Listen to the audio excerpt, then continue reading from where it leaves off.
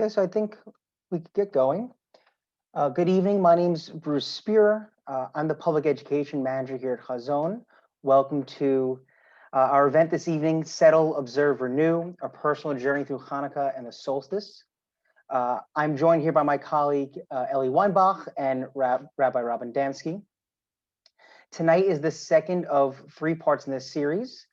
The final session will be next Monday, December 28th at 7:30 p.m. If you were unable to join us last week and have not had a chance to watch the recording from the last session, please stay. You don't need to have familiarity with our last session. I promise you'll get a lot of value and enjoyment out of tonight's work. A link to the recording of our work tonight and our previous session will be sent out in a following email. If you have any technical issues at any point, using Zoom or any of the other issues with the session, you can send a message directly to myself or Ellie using the chat function. And before we get started, I'll let you know that producing programming like this does require resources. So if you haven't, please consider donating to Chazon to help support this work. And I'll post a link in the chat for where you could donate to. And without any further delay, I will turn it over to Rabbi Robin Damsky.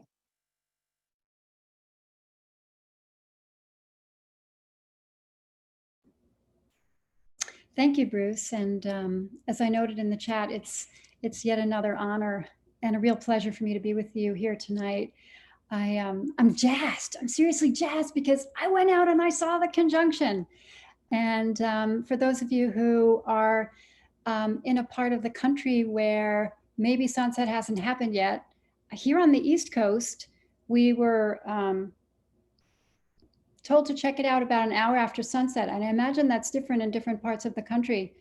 But I went out maybe a little earlier than that, and we got to see these 2 lights looking like they were almost kissing, and watched them for about a half an hour.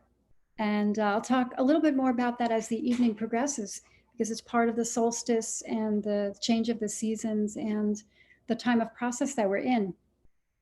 What I'd like to start with is a melody that brings us into every moment. And Ellie, if you would share the screen, that would be great so people can see the words. This is a prayer that may be familiar to you, it may be new to you. It's a prayer in the Shacharit service, the morning service, and it comes right after we rise to connect with the presence in the Baruch Hu. And I would like to point our attention to the English and the transliteration. Baruch atah havaya Eloheinu ruach ha'olam yotzer or uvarei choshech oseh shalom uvarei et hakol. Blessed are you, and I'm translating Yud He Vav He as He Vav Yud He Havaya, which means presence, breath of the world, Ruach HaOlam, or breath of eternity, which again, we're playing with these concepts this evening, who forms light and creates darkness, who makes peace and creates everything. So we'll get back to this prayer throughout the evening, but the one thing I want to point your attention to before I sing is that these words, these verbs are in the present tense. Forms light, creates darkness, makes peace, creates everything. So if you know this melody, please feel free to join in, and if you don't, feel free to let it in. Yotzer or uvorei choshech oseh shalom uvorei et hakol. Yotzer or uvorei choshech oseh shalom uvorei et hakol. Yotzer or uvorei choshech oseh shalom uvorei et hakol. It's simple. Oh, yotzer or uvorei choshech oseh shalom uvorei et hakol. I invite you to take a breath. And in that breath, if you so choose, to connect with the fact that this moment is being created in the present. This moment where the light has shifted into the dark. The light of the day has shifted into the dark of the evening. Just as our breath shifts every moment. So as we go through this evening, we're going to be working with a number of different themes, particularly the concept of breath and shift, breath and shift. And we'll go into some text study a little bit later on some of this in more detail. But what I wanted to invite as we just are reconnecting is for those of you who were here last week, and for those of you who have not, we're going to go into breakout rooms.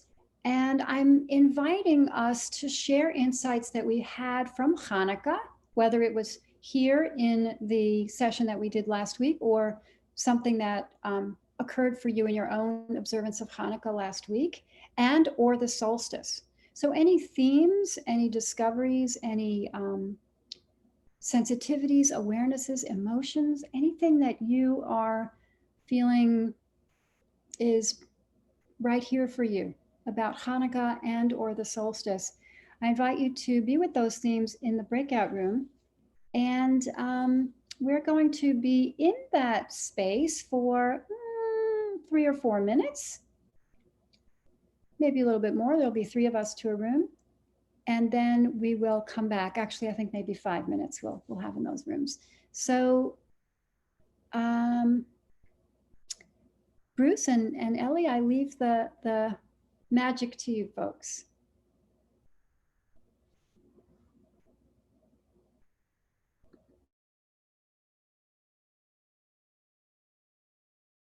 So I hope that was meaningful. My breakout session was meaningful. That was nice. And I just want to reiterate how incredibly special it is to have this time to be together and to share, especially in a time when we are so separate in a way that perhaps most of us have never experienced in this lifetime. So I'm grateful for that. And I want to just say a little bit more about solstice and what's going on in the world right now, in the universe, if you will. And please feel free to share in the chat if you want. Please feel free to continue sharing in the chat. So for those of you who may not have seen the news, yes, today is the winter solstice, and what a sweet treat it is that we're able to actually gather on the solstice. This is the shortest day of the year in terms of daylight hours. And what that means is that as of tomorrow, the days will be getting a little bit longer in terms of the amount of light. And given that we're in a time of year that's cold in most parts of our country, that darkness may feel even more intense or cemented by the fact that there isn't warmth. If it was warm and dark, maybe it might not be as uncomfortable as being cold and dark. But this particular time of year, some amazing things have been going on. Last week, there was a solar eclipse. Raise hand if you had a chance to connect with that at all. I did not. There was also this solar corona on the East Coast. I missed that too. Did anybody catch that? No. Okay. And then there was a Geminid shower that's been gracing the Northern Hemisphere. It's been kind of coming and going recently. I actually sat out one night till about 2 a.m. Didn't see one little meteor, but that's okay. It happens. But now we have, in addition to solstice, we have this conjunction. And conjunction is, I'll talk about this just a little bit, 2 planets, Jupiter and Saturn. A conjunction is when 2 planets appear to be coming together, even though clearly they are not like this, but they are, in this case, 450 million miles apart, Jupiter being in front. And as I said, I went out the hour after sunset and I got to see the planets looking just like this and coming just a little bit closer together. Jupiter and Saturn are way out there. They're faraway planets. And so if you are a person who is interested in the pulls of the planets, right? Sometimes we think astrology, whatever. But we know that we have tides of the moon that pull, the power of the moon pulls at our tides and pulls at our feminine bodies. And even our rabbis were very cognizant of the power of the different energies of the planets. So I learned from a woman a way long time ago. I did some astrological studies with her. She said Jupiter is the planet of expansion, optimism, bubbles, laughter. And she taught us that Jupiter is the planet that we first learn from, that we are given the opportunity to learn in an expansive, gracious kind of a way. And Saturn is its complete opposite. Saturn is stricture, contraction. Saturn is discipline. It's responsibility. And Saturn is associated with long-term lessons. And when we think of systems like yoga or halakha, these are systems that include discipline. They are Saturnine disciplines. So when we don't learn in that beautiful, expansive way, my teacher taught us, then Saturn comes in and says, you got to learn this one. I'm going to teach you. But when the planets come together, it's as if these two beautiful energies, the one of joy and expansion, comes together with discipline. And that there's the possibility for a transformation in the way we perceive and in the way we express ourselves as a society. So I read some things that say that we can expect radical change and growth and a renewed sense of hope. Well, I believe that we can create that renewed sense of hope in any day and in any moment, and that's what we're going to be getting into in just a few minutes. And yet, it's as if the universe is saying to us, maybe there's an opportunity for opening right now. So one shift then, if we could, is to move into our text study. If Ellie, if I could ask you to share that again.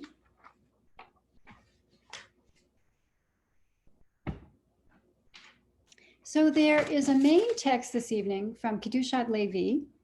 It's the work of Rabbi Levi Yitzchak Berditchev. He lived from 1740 to 1810 and was a distinguished pupil of the Maggid of Mezrich. Very, very popular teacher. His works are fascinating. And he is teaching us about our awareness and about our consciousness. So I want to just, if you would scroll up just back for another minute, Ellie, to the first text.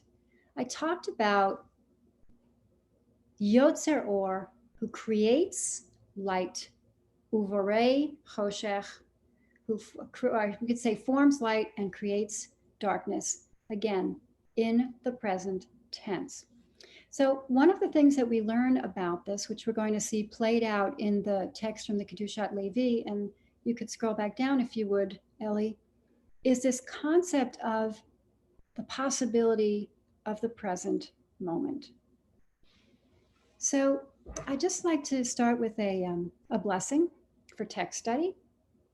And feel free to recite this or say Amen, whatever you prefer. Baruch atah Adonai Eloheinu melech haolam, asher kitshanu mitzvotav v'tzivanu la'asok b'divrei Torah. Blessed are you, Havaya, the presence, creator of eternity, who blesses us with your commandments and asks us to study the words of Torah, of teaching. So to the text. We must always try to bring to our consciousness that from moment to moment, the blessed Creator, in great love and mercy, instills in us a new vital force. From moment to moment, the blessed Creator renews our very being. And this is in concert with what we looked at in the prayer above. This is what the rabbis meant when they said in Psalm 150, For each and every breath, praise Yah, Yah, one of the names of the Creator. And then he tells us a little bit more about that. He says that in each moment, the breath seeks to leave us. We're going to go into this in a little more depth. And the Blessed Holy One, in great mercy, watches over us from moment to moment and has compassion for us and does not let the breath depart. I'm going to take a moment here and talk about the physiology of the body. I've been doing medical massage since the 1970s. I know a lot about how we function in our well-being. And one of the things that that my teachers taught me is that when we breathe, when our bodies breathe fully, every single bone in the body moves. We may not be able to sense it, but that is what breath offers us to the body. And to take that further, in physiology, muscles know how to do only one thing. They know how to contract. So I can invite you to relax your breathing or your diaphragm or your neck. And essentially what happens when you do that is you stop contracting it. When we breathe, the diaphragm only knows one thing, to contract. And when it contracts, we exhale. So what happens to permit an inhale? We let go. We let go. And what this text is telling us is that the Holy One is repeatedly placing breath inside of us all of the time. Just like it says in Genesis, God breathed the breath of life into the human being. So it's not uncommon to hear in meditation communities the phrase being breathed. We are being breathed, allowing the breath to simply rush into us and fill us.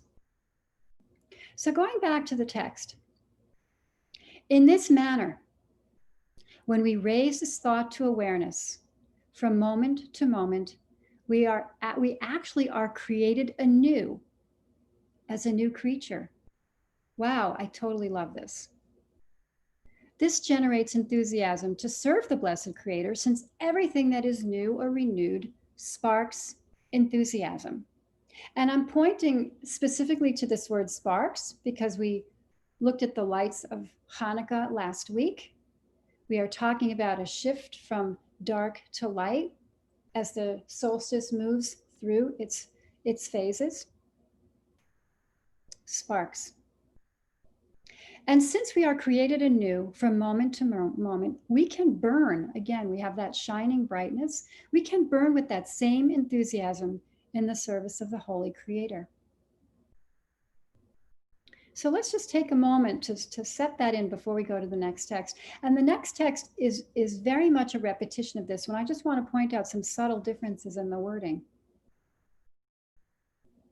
We are created anew from moment to moment. And we can burn with that same enthusiasm in the service of the Holy Creator. Okay, Ellie, you can take us down. So this is also Kedushat Levi, another commentary, and he goes back to the very same text that he cites, the very same proof text. His text says each and every Jew, I will say each and every individual must believe with complete faith that in each and every moment she receives vitality, chayut, from the Blessed Creator. And then we have our text, let all that has breath praise Yah, slightly different translation. With each and every breath, praise God. Each moment, the vital force seeks to leave the body. Yet each moment, the Blessed Holy One sends renewed vigor. So let's step away from the text if we can. And we are going to have the opportunity to engage these texts. And if we need to show them back up, we can do that. And in the chat and also with raised hands and conversation, I'm interested to hear some of your responses to the thoughts in here. And one, which may seem very, very precious right here, is the tension between life and death. And this is a tension that we've been walking with in a way that may be very new since February, March, April of this year, walking with the tension between life and death in a way that perhaps we never have. How do you address that tension between the breath leaving, or perhaps the fear of death during sleep, or maybe even sitting up and allowing that breath to depart, noticing that quiet space between the exhale and the inhale? And then bringing that breath back in, either in the morning when you wake or at the next inhalation. How do you personally address that tension? That's one question. And another way of asking that question, or maybe another question completely, is how do I relate to each breath? How do I feel about my breath? What's my relationship to my breath? And then, well, that's enough for now. That's enough for now. Actually, I want to add more thing. How does this play into your ability to regenerate yourself? To regenerate yourself perhaps each day, perhaps each moment. So I'm just going to open the floor, and anyone who feels called to share.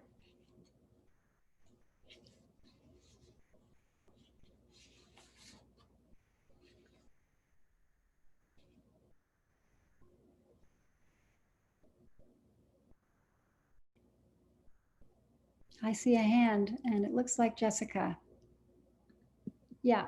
Hi. I think I thank you so much for your questions, because I realized as soon as you asked it, I was like, it's 8 o'clock. Oh, sorry, that was my computer. I'm so glad you told us. She tells me every hour if I'm on a computer. She lets me know. It's a great question, because as soon as you said it, I was just like, I don't think about that I'm breathing at all. I continually forget that I have that awareness, and think of all the different times in a day when I feel like I get a little stuck, or I'm getting lost, or I'm like, what have I been doing? And it's like, whoa, just coming back to my breath, just as you said it, and myself enjoying that inhale and that exhale was so calming. And I think about how often I don't use that tool of awareness. Right now I'm using it and feeling refreshed by it. So, well, thanks for sharing that. And I backwards answer, but I'm not the only person thinking it. I was going to say, I imagine that many people would agree, and I'm a person who thinks about breath, intentionally, and still there are many times in the day when it's not, yeah. Mm-hmm. Thanks for that. Do I see Martha? Is that a raised hand? Okay, great. I'm going to unmute you.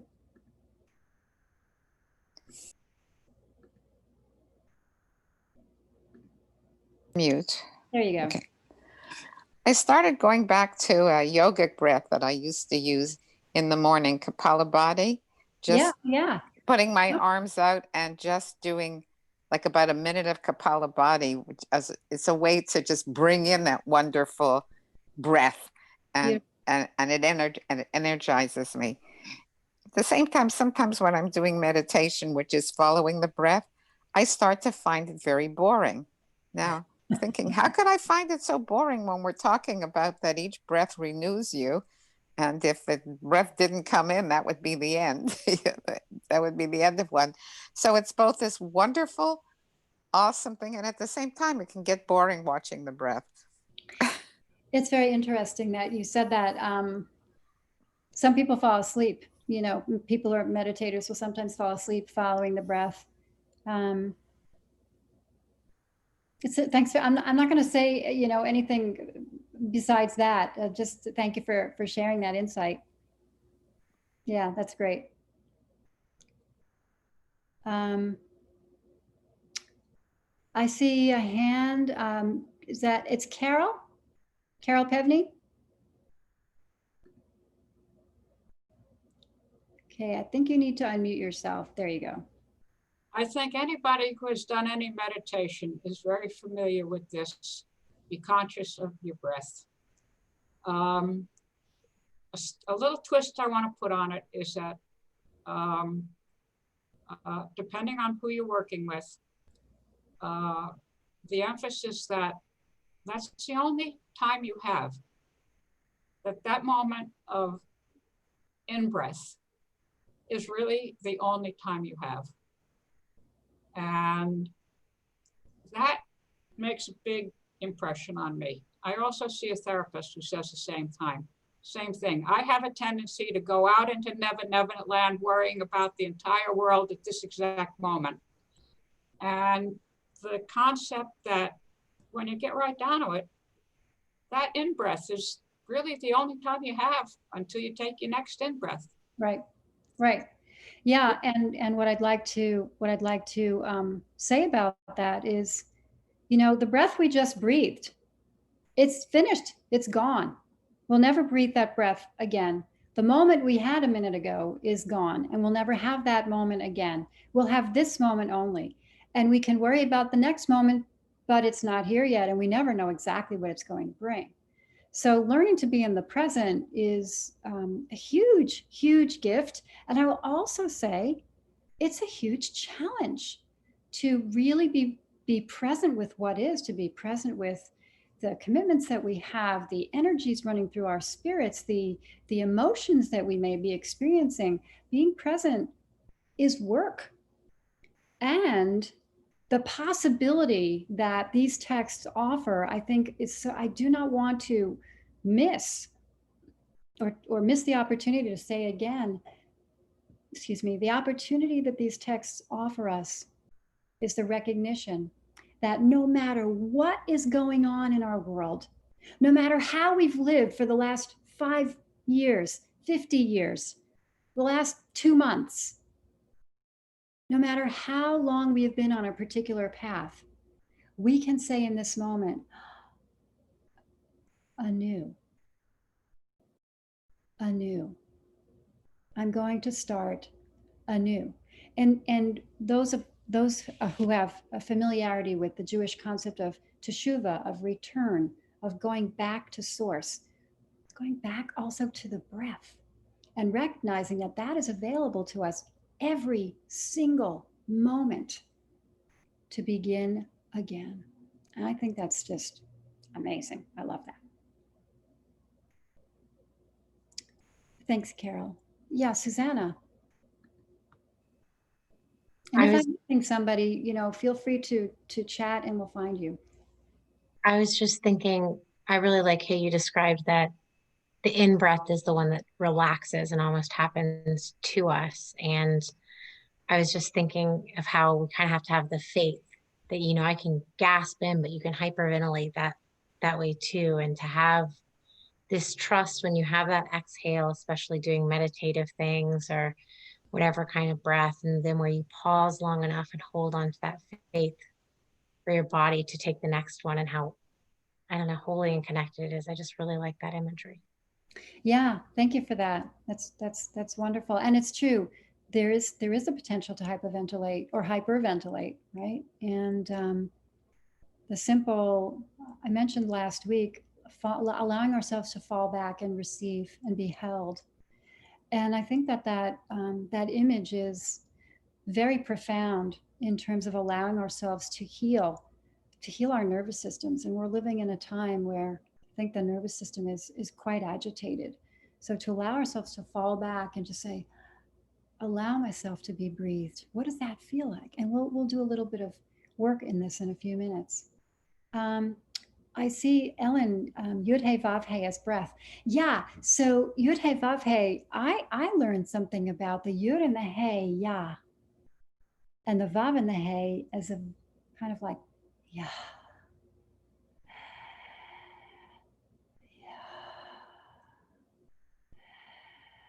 So that the name of God is breath. Thank you for that, Ellen. Rona, thanks for what you shared. Today is the first day of your life.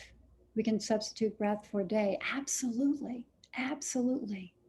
And you know, how many times we go, you know, I just really blew that thing, that day, that experience.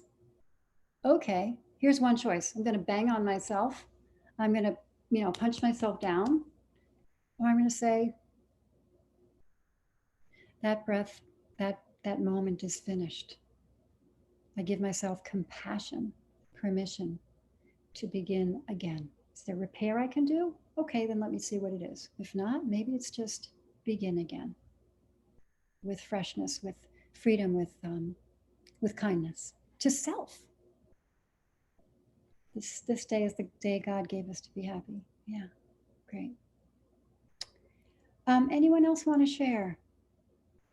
I see Susan Yeah, I raising her see. hand. Susan, go ahead. I do daily meditation with IGS and another group. And during this time of COVID and hearing what you're having to say, you never know when it's going to be your last breath. And it's made me more aware of living each moment for what it is and being present. Because the news that we heard these past months, a lot of people took their last breath and didn't have that opportunity to inhale another breath. It's true. Thank you. Thank you for presencing that, Susan. Yeah. Let's just take a few seconds with that.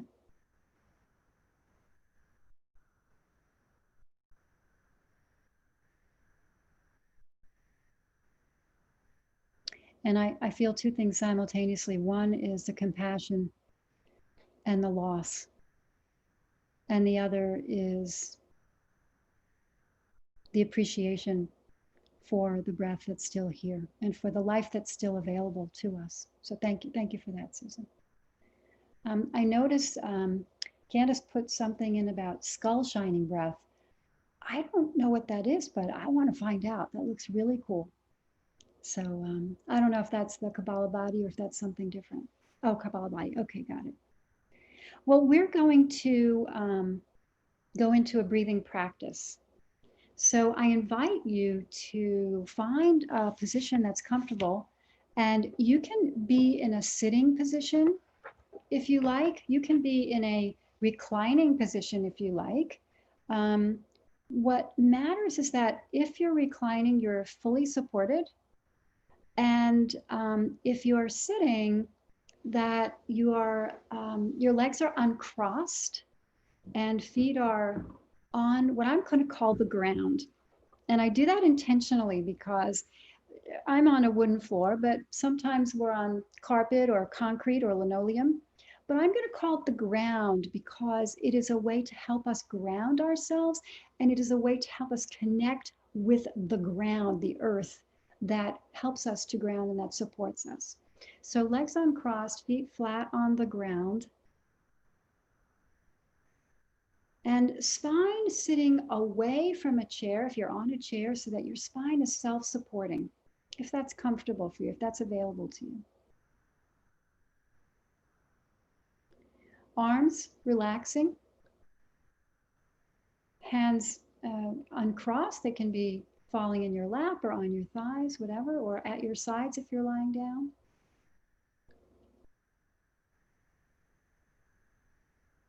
And I invite us all to become aware of our breath. Don't have to do anything, just simply become aware of it.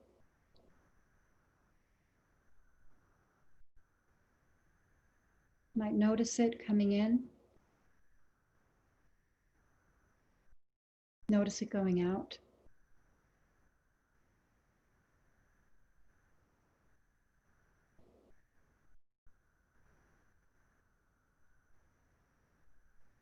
Notice how it feels. Does it feel full?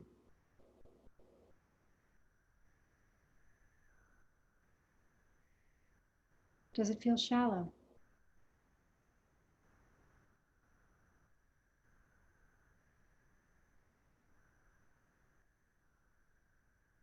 Do you feel the breath in a certain part of you? In your belly? Your solar plexus? Do you feel it in your diaphragm? Or in your upper chest, around your heart?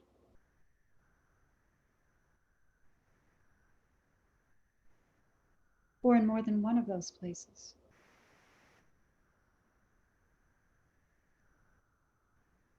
Do you feel it in your back?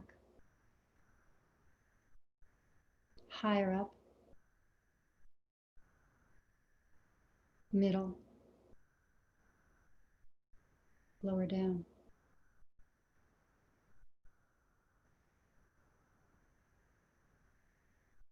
Do you feel it coming in through your nose? Or if breathing through your nose is not available to you, do you feel it coming through your mouth?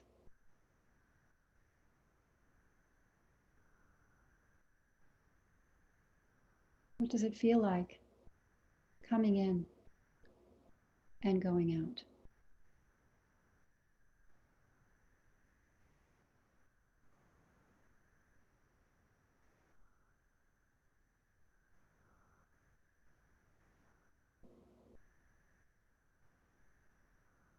And I invite us to, on our next in-breath, allow ourselves to breathe quite fully.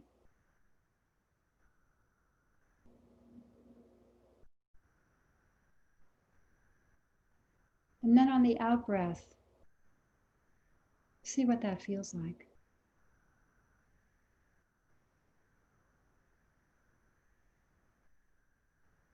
And once again, another in-breath quite fully. And this time, push the breath out. Push it beyond where you would have pushed it before.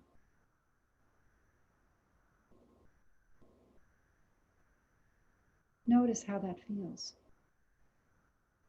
And notice what happens as soon, almost as soon as you stop pushing. Does the air rush in? Let's try that one more time.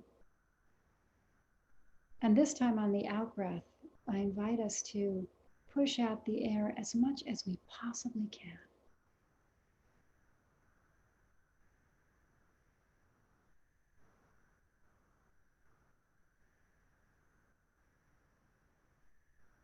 And release when we must.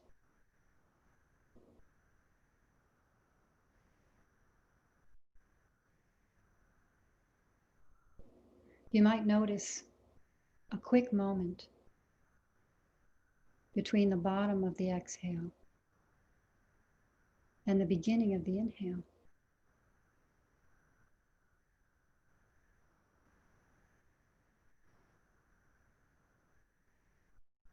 You might notice a quick moment at the top of the inhale before the beginning of the exhale.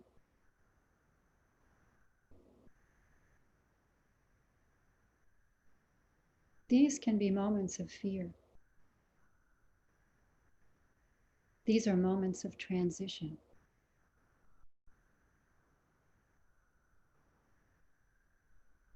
Where the life force changes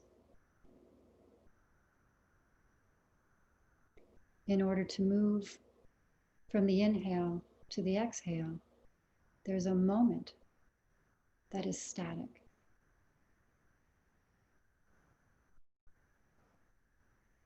As well as moving from the end of the exhale to the inhale.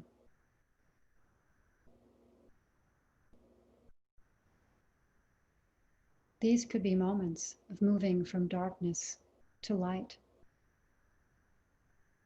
or from light to dark, from night to day, from day to night.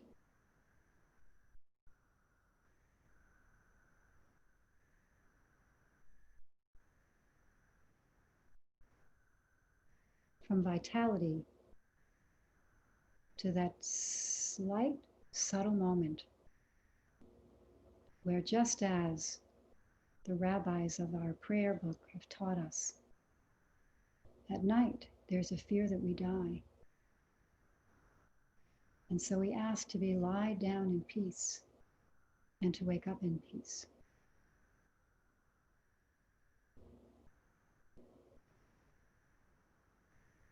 We might allow ourselves to rest back into the arms of the great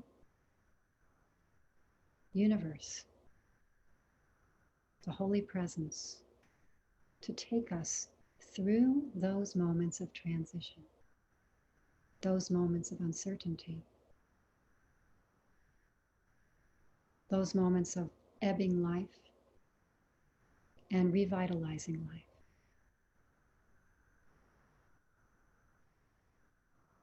Having faith enough in the revitalization of this moment to allow myself to exhale this moment.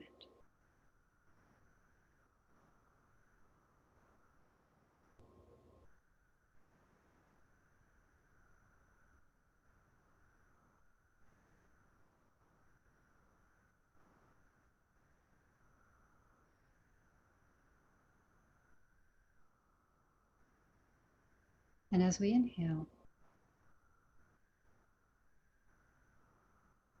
each new breath, we have just this moment, just this.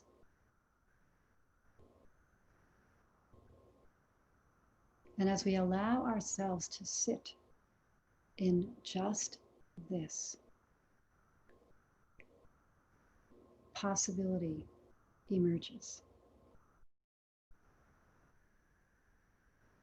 Possibility for creation, for the next breath.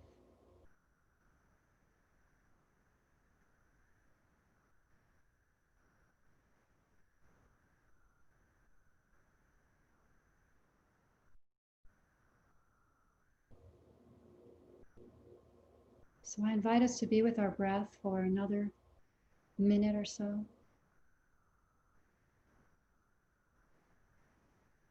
Allowing it to take you wherever it takes you, to teach you whatever it teaches you. You might invite it to be your friend.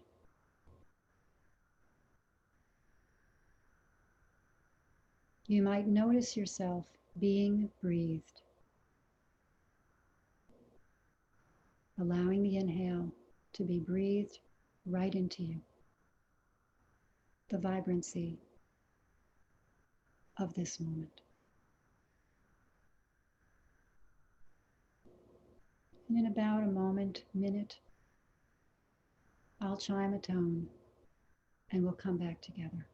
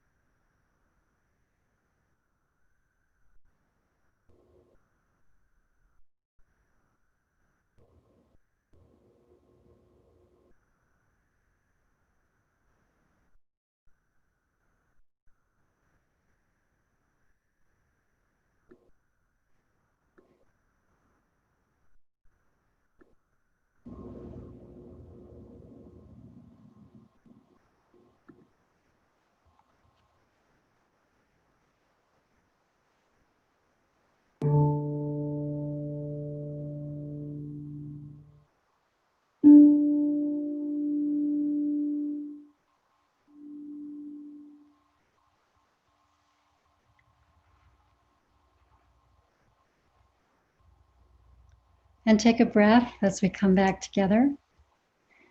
Rona, I have raised my volume. I hope that that's better.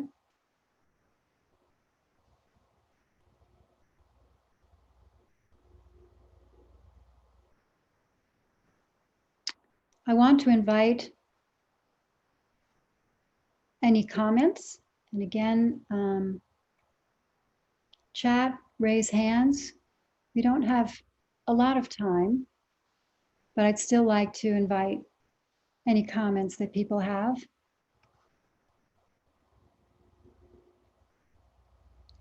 And I see Ellen is inviting us to the breathing project.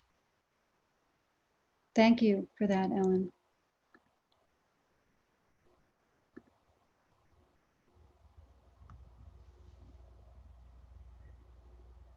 Any comments, questions, discoveries?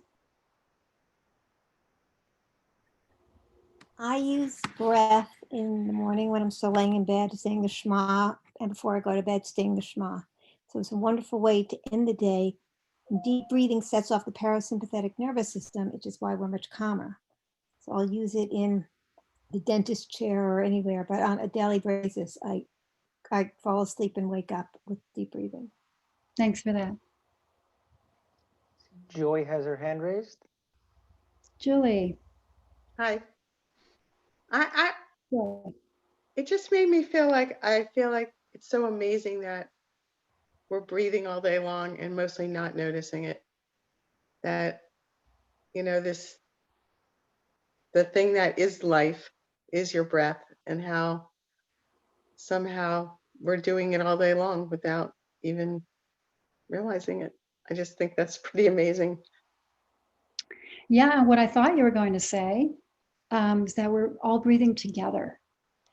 And taking moments like this is a recognition that we are breathing just as the planet is breathing, just as the solar system is breathing. We're all part of this interconnected breath of expansion and release. Expansion and release. Thank you, Sue. Any other comments?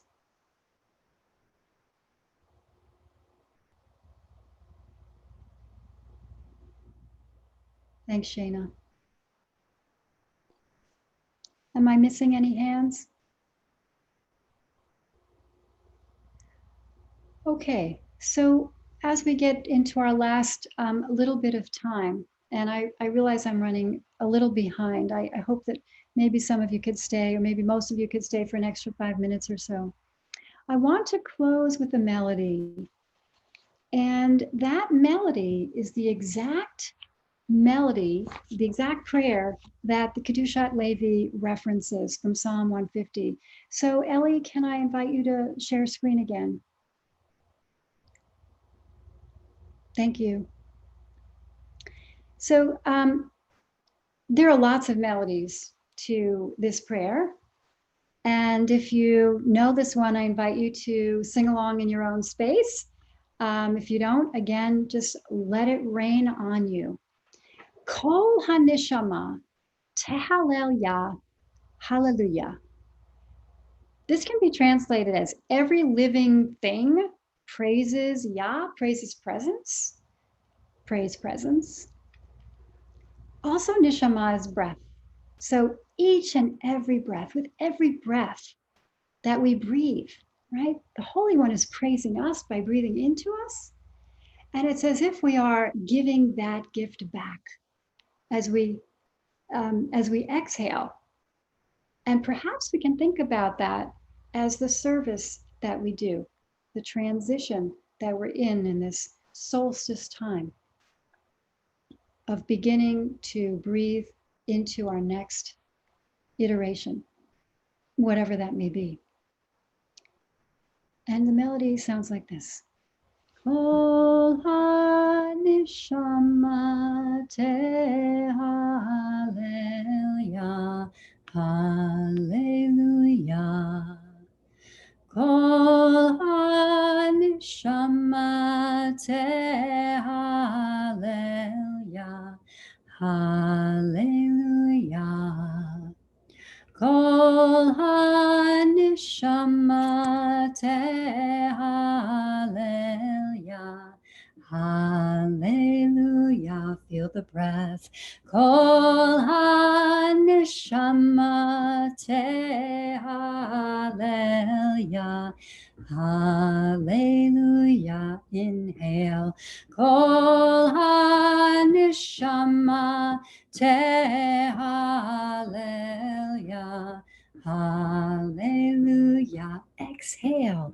Kol hanishama tehalleluya. Hallelujah. I'm going to rise. Kol hanishama tehalleluya. Hallelujah. Every breath I take praises the Holy One. Praise my breath.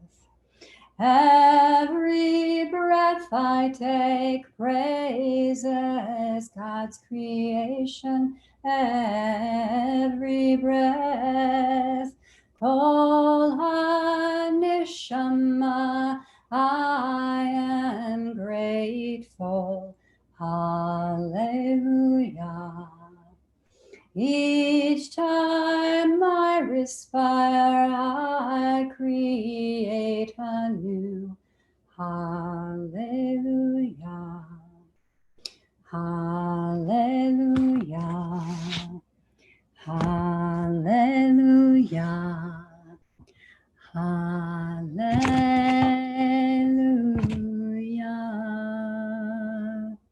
How sacred is the breath, and how sweet and sacred it's been to be with you all this evening.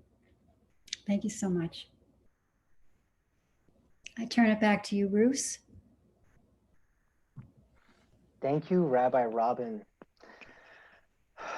Thank you, everyone, for a beautiful, beautiful evening. It was a pleasure sharing with all of you.